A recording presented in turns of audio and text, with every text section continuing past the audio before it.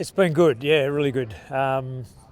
We obviously had a bit of a change up in our schedule on Tuesday. We went out to the Shrine and as part of just the whole group learning a bit more about what the soldiers went through. But other than that, it's been good progression through the week. Do you sense there's been a different kind of feel around the group in the build-up to such a big game? There's a little bit of excitement. Anzac Day is a big day for the country, and it's a big day for Essendon and Collingwood to run out together and represent the day. So there's a little bit of excitement around that for sure. What's your message been to those guys that are playing on that stage for the first time? I haven't really talked about the fact that there's any different in terms of once a game starts. A couple of the players that have played in a few Anzac Day games spoke on Monday about it's awesome, the atmosphere and the feeling in the lead up, but once the game starts, it's a normal game. So our message has really been around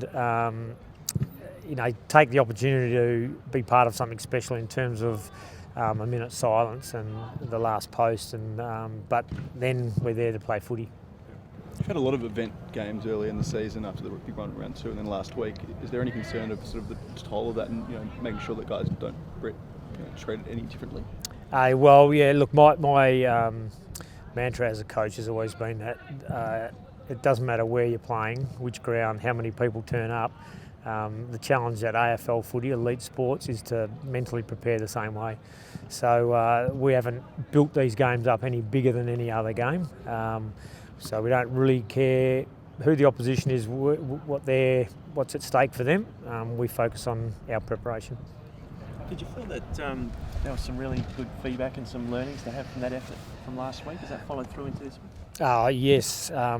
We've learned every week, basically. Yeah, we've learned from some good and poor stuff against Port Adelaide, some good stuff and some learning stuff against Geelong, and really all the way through we are actually learning about each other. So using guys in different roles and trying different things. So sometimes that can be hard for players because they might play a couple of weeks on a wing and then be at half forward or going through the midfield. But it's an opportunity for us this year to develop and learn about the group in ways that we may not have been able to otherwise.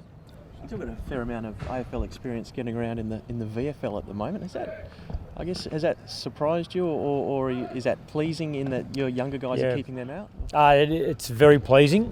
One, it means our squad's pretty sound. We don't have too many injuries, so we've got most of the guys up and running. So our depth is really good at the moment. The young players that have been given opportunities have held up pretty well. There's going to be times when guys will be in and out of the side, but it's at the moment they're holding up well. Collingwood is suffering a lot of heat from the media probably the last couple of weeks. What sort of challenge does that present you guys? Nothing to us, no. Obviously, like I said, our focus is on our preparation. I absolutely believe that you want to play every team at their absolute best week in, week out. Otherwise, you never really know where you're at. So we've got that opportunity. We're playing Collingwood regardless of what the external talk is. We know Collingwood are a talented team who are going to make it very tough for us on Monday. On your selection, John, what chances is Sam Grimley making that final 22? He's a good chance, we've got match committee now, so we've got to go through how everyone's pulled up from that session, how they're feeling, and just go through some of the finer points about how we want to go about Monday. So Sam's in the mix there. If he comes in, then someone will be unlucky to miss out because there haven't been any really poor performers in the squad. But we've got to look at what we think is going to be best for us this week. You think there's a few guys around the squad who penciled this game in as something they were really looking forward to, especially the guys that have come in this year? I think 45 might have penciled it in and been hoping to get a run in this game. But really that again, they should be focusing on working and getting informed to play in any game. It is a special day, but our focus and our selection is still around playing footy. Those Dennis Committee comments about Essendon not deserving to play in the game, do you find that insulting, as Brendan had said? It's Dennis's opinion on factors that he's making that opinion based on. On how this day came about, it's probably a little bit insulting towards Kevin Sheedy and his vision for what the game was about and how big the game is. So if you said through Collingwood and Essendon and what they've built up to make this one of the premier sporting days on the Australian calendar, it's probably a little bit disrespectful to those clubs to have got it to where it is, because obviously it wasn't this big when it started. We've seen Melbourne have arrested Clayton Oliver this week. Obviously Darcy Parish is a similar vintage coming through. Do you expect him to have arrest at some stage in the next month or so? We're monitoring his workloads for sure. But we've got quite a lot of players in similar boat, whether it be a James Kelly, and monitoring what he stepped up to and how well he's going. But he's at risk as well as a player like Darcy Parish. So that's on our radar in terms of managing those guys throughout the whole year. Brendan Goddard's been one of the stories for you guys early in the season. How pleased have you been with his leadership? I think he's really adapted well to it, stepped up to it, and was prepared to take on some of the challenges that leadership in this situation was going to throw at him. But he's very clear on what he thinks about the game and where we're at, and he's living his own personal values, which tie into what we're all about. So I don't think it's been hard for him, but he has been conscious of doing a good job.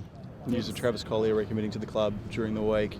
Had you played a bit of a role in sort of talking to Travis and getting him back on board? No, not really. I'd caught up with Travis once a number of weeks ago, but in my talks with Travis he just wanted a bit of space to get himself sorted out and plan the year out before he started thinking about recommitting, and I wasn't involved in his final decision at all. Are you expecting a Collingwood forward line without Travis Cloak?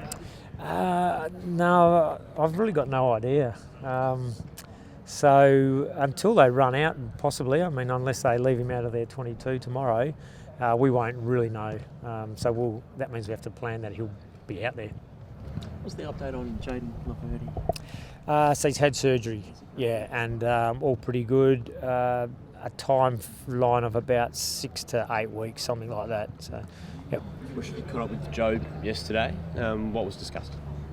Not trying to cross the line. Private pretty much it's all private. Yeah, he's heading away as part of his plans for this year. So it was just a chance to catch up with him, see how he's feeling before he heads away, basically. I found out where he's going, what he's doing. Sounds like a great trip. Asked him how his training's going, just basic things like that. You didn't get anything either way, whether he's leaning towards wanting to play on? Yeah, I've got a scoop for you. No, I haven't really. No. We're going to see him at the cricket in England again? Joe? Yeah. He didn't mention the cricket. He didn't mention England. So, no, I don't think so. Yeah.